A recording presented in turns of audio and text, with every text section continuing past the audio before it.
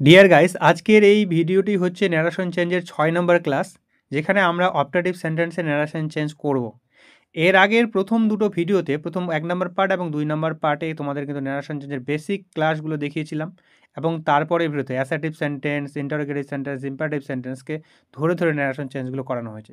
সেই ভিডিওগুলো যদি তোমরা না দেখে থাকো, সেই ভিডিওর লিঙ্ক আমি ডেসক্রিপশনে দিয়ে রাখবো, সেখান থেকে দেখে নেব। তো আজকে চলো ন্যারেশন চেঞ্জের হচ্ছে অপারেটিভ সেন্টেন্স কীভাবে অপারেটিভ সেন্টেন্সের ন্যারেশন চেঞ্জ কীভাবে করতে হয় সেগুলোই আমরা আজকে করব। দেখো, একদম বেসিকভাবে একদম করাবো তোমাদের, আর তোমাদের কোনো দিন সমস্যা হবে না এই অপারেটিভ সেন্টেন্সের ন্যারেশন চেঞ্জ থাকলে, ঠিক আছে? তো দেখো, এই যে ইনফরমেশনগুলো দেখতে পাচ্ছ, এতে দিয়ে ঘাবড়ানোর কিছু নেই কিছু, ঠিক আছে? খুব সহজভাবে বুঝিয়ে দেবো উদাহরণ সহকারে। তো প্রথমে ন্যারেশন চেঞ্জ তোমাকে জানতে গেলে দেখো কী করতে হবে। অপারেটিভ সেন্টেন্সে রিপোর্টিং ভার্বে সে যদি থাকে, ঠিক আছে, অর্থাৎ কোটেশনের বাইরে যে সাবজেক্ট ভার্বটা থাকে, ঠিক আছে, সেটাকে তুমি সে যদি থাকে দেখতে পাচ্ছ, তাহলে তোমাকে কিন্তু উইস অথবা প্রে করতে হবে। সাধারণত সেটা খুব একটা থাকে না, তোমাকে বেশিরভাগ সেইড বা সেইড টু দিয়েই থাকে। তো সেই ক্ষেত্রে তোমাকে রিপোর্টিং ভার্বটা তখন চেঞ্জ করতে হবে উইস্ট অথবা প্রেসড। এবার কথা হচ্ছে কোথায় উইস্ট বসাবে আর কোথায় প্রেইড বসাবে। যে তুমি যদি দেখতে পাচ্ছ যে এই সেন্টেন্সটাকে ইচ্ছা বোঝায়, তাহলে ইচ্ছা বোঝালে তুমি উইশ লিখবে, মানে উইশ মানে যদি সেইড থাকে তাহলে উইস্ট করতে হবে। আর প্রার্থনা বোঝালে প্রে, অর্থাৎ এখানে যদি পাস্ট টেন্সে থাকে তাহলে প্রেইড করতে হবে, ইডি লাগাতে হবে এর সাথে, হ্যাঁ, এবং এর সাথেও ইডি বসাতে হবে সেইড যদি থাকে। আর যদি সে থাকে তাহলে কিন্তু তোমার উইশ করতে হবে। সাধারণত সে খুব একটা থাকে না, যেটা সেইড বা সেইড টু দিয়েই থাকে। এবার লিঙ্কার হিসাবে, যেটাকে আমরা কনজাংশন বলছি, সেই লিঙ্কার হিসাবে আমরা কি বসাবো? দ্যাট ব্যবহার করতে হবে। কিন্তু আরেকটা জিনিস সেটা সবসময় মনে রাখবে, যেটা খুবই অনেকেই ভুল করে, যে রিপোর্টিং ভার্বের কিন্তু এখানে অবজেক্টটাকে বিলুপ্ত করতে হবে। এখানে কিন্তু আর অবজেক্টটা বসানো যাবে না, এটা কিন্তু অনেকেই ভুল করে, সেটা কিন্তু মাথায় রাখবে এই জায়গাটা। আর অপারেটিভ সেন্টেন্সটিকে তোমাকে কী করতে হবে? অ্যাসার্টিভ সেন্টেন্সে করতে হবে। অর্থাৎ অপারেটিভ সেন্টেন্সে যেটা সেন্টেন্স আছে সেটাকে তোমাকে অ্যাসার্টিভ, অর্থাৎ এসভিও, অর্থাৎ সাবজেক্ট তারপরে ভার্ব তারপরে অবজেক্ট, এই ফর্মে তোমাকে কিন্তু করতে হবে। আর অপারেটিভ সেন্টেন্সগুলো সাধারণত যে দেখা যায় যে কী দিয়ে শুরু হয়, দেখা যায় সাধারণত মে, লং, হ্যাড এসব দিয়ে সাধারণত শুরু হয়, ঠিক আছে? তোমরা এটা চেনার উপায় হচ্ছে, ঠিক আছে, এটা হচ্ছে তোমার অপারেটিভ সেন্টেন্স চেনার উপায়, যে মে, লং, হ্যাড, ঠিক আছে, ইত্যাদি দিয়ে শুরু হয়। চলো আমরা এক্সাম্পলগুলো দেখি, তাহলে তোমরা কীভাবে ন্যারেশন চেঞ্জ করতে হয় সেটা শিখে যাবে। দেখো, ডাইরেক্ট ন্যারেশনে কী রয়েছে? Grandfather said to me, may God bless you. তো তোমাদের দেখো এখানে গ্র্যান্ডফাদার বসেছে, সেই টু রয়েছে।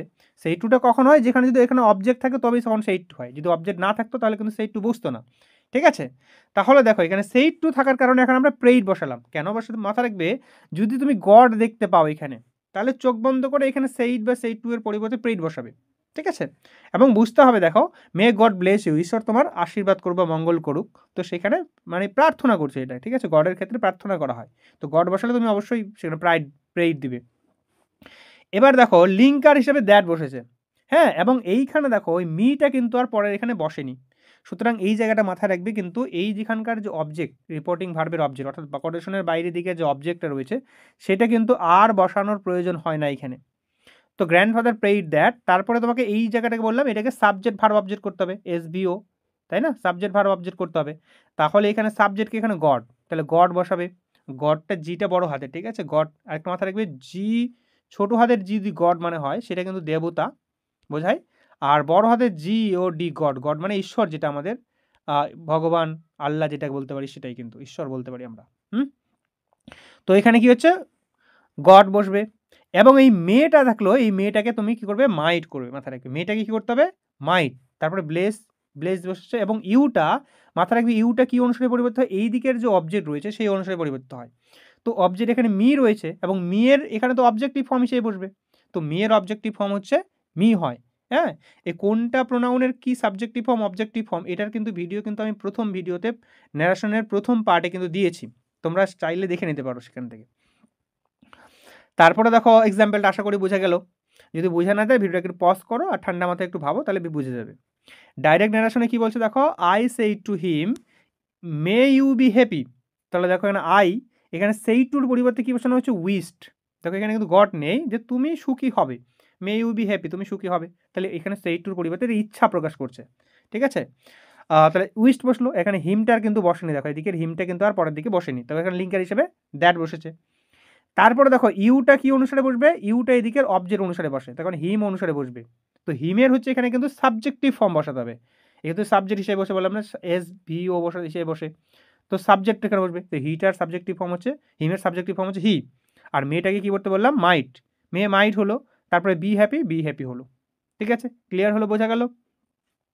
নেক্সট দেখো কী বলছে, the boy said had I the wings of a bird. এখানে একটা প্রকাশ করছে, ছেলেটা বললো যে আমার যদি একটা পাখির মতো ডানা থাকে, ঠিক আছে, আমার একটা পাখির মতো যদি ডানা থাকে, তাহলে কী করছে, এসে ইচ্ছা তার একটা মনের। তা দ্য বয় এখানে সেইডের পরিবর্তে কী বসাচ্ছে, এখানে উইস্ট। দেখো এখানে কিন্তু সেই টু নেই, সেই টু নেই এই কারণেই এখানে কিন্তু অবজেক্টটা আর এখানে নেই, এইখানে কিন্তু এই জন্য আর সেই টু এখানে বসেনি, কিন্তু অবজেক্টটা যেহেতু নেই তাহলে এখানে বয় সেইডের পরিবর্তে এখানে উইস্ট বসেছে, এবং এখানে লিঙ্কার বা কনজাংশন হিসেবে কী বসাবে, দ্যাট বসাবে।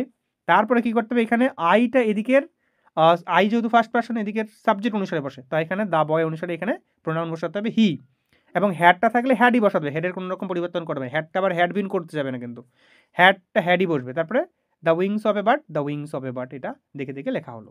ক্লিয়ার আশা করি। নেক্সট পরের এক্সাম্পলটা দেখো কি লেখা আছে, they said long live our leader. তাহলে হচ্ছে দেখো এখানে তারা বলছে যে তাদের লিডারটা হচ্ছে কি লং লিভ হোক, দীর্ঘজীবী হোক, তারা এটা চাইছে, তারা একটা ইচ্ছা।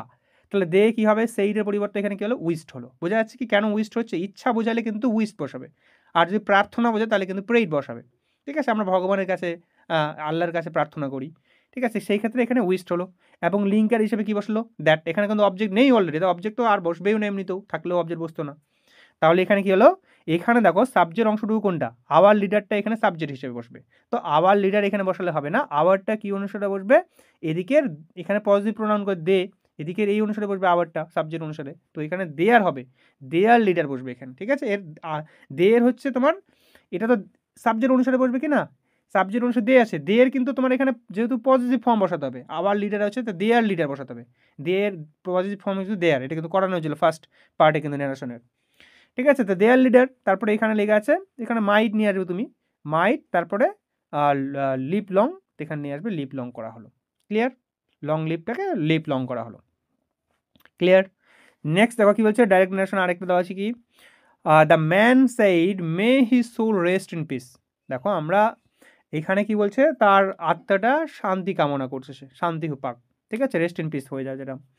ঠিক আছে, দ্য ম্যান প্রেইড বলতে পারি এখানে। দেখো আমরা যদি উইশ দিতাম তাও কিন্তু ভুল হতো না, এখানে ভালো করে বোঝো জিনিসটা, সে প্রার্থনা করে বা ইচ্ছা করছে সে, হ্যাঁ, আত্মার শান্তির কামনা, সে, তো আমরা এখানে উইশ দিলেও কোনো ভুল হবে না কিন্তু সেক্ষেত্রে।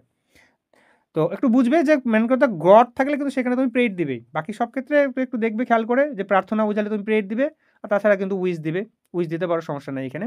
দ্য ম্যান প্রেড দিতে পারো, তারপরে লিঙ্কার হিসাবে দ্যাট বসাবে, এবং তাহলে হিজ সোলটা দেখো, হিজ সোলটা হচ্ছে থার্ড পার্সন থাকলে কোনো রকম চেঞ্জ করতে হবে না, তো হিজ সোলই বসবে। তারপরে এই মেয়েটা কি হয়ে গেল, মাইট হয়ে গেল, তারপর রেস্ট ইন পিস এইভাবে লেখা হলো।